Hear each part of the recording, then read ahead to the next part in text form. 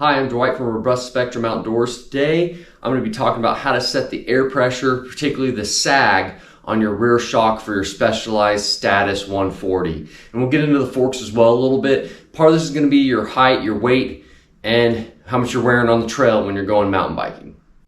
First off, the sag is measured on your rear shock by 30% of its travel. So say the shock can travel all the way down to a given amount, say down here. We want when we get on the bike, position ourselves on the bike seated with all our gear for it to go down naturally about 30% of that max travel. In order to do that, there is a rubber ring on here. We're going to push that rubber ring all the way against the lips of the sill to the shock. And then we're going to get on the bike and see how far it comes down. Also important to note, when you're setting your sag, I put my rebound in the middle, so I have 12 clicks for rebound. I put it on 6 here. There's a little arrow for rebound.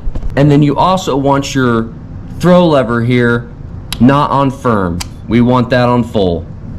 Again, it's very important before you get on the bike to set that O-ring tight up against that seal so we get a good measurement. All right, now, so I'm gonna get on the bike.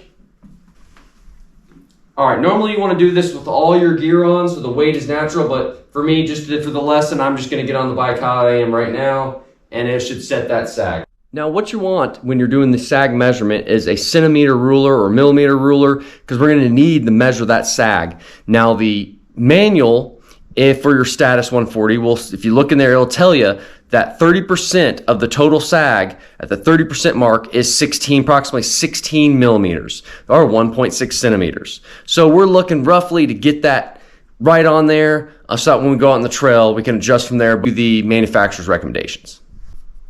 All right, so you can see my O-ring has moved from the seal. So I'm going to take my ruler here, put it against the seal lip of the shock to the O-ring, and that's 1.5. So it gave me 1.5 centimeters or 15 millimeters.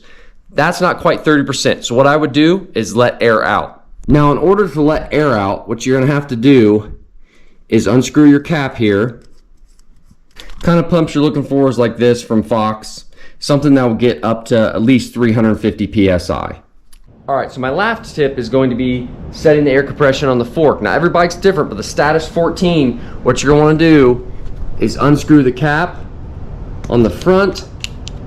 Now you're gonna apply the air that's really in correlation with your weight and what they recommend. I set mine to 70 PSI initially in order to give me a good starting point, and I can adjust from there. Now your rebound, on the other hand, is gonna be adjusted, taking the cap off here. You'll see a knob.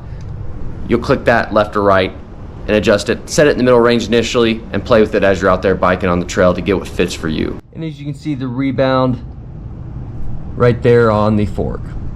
One little trick I like to do, because you may not have a ruler out on the trail or in your mountain biking bag, is I just tape a card where I bought the bike, and I'll make mark points on the tip of the card to where I like my sag at 30%. That way I can check it quickly on the trail to make sure I'm at that recommended 16 millimeters of travel. You can also use this card and make other points of reference on the card. For example, I like to mark where my seat post is at. Riding, the seat post will move a little bit on us from all the bumps and things, so we're going to adjust that as well. Just be careful you don't tighten this ring down on the seat post more than about 50 inch-pounds is the safe way to go. It'll tell you for what the weight of that torque is. I think it's like 55 inch-pounds. I do about 50 inch-pounds.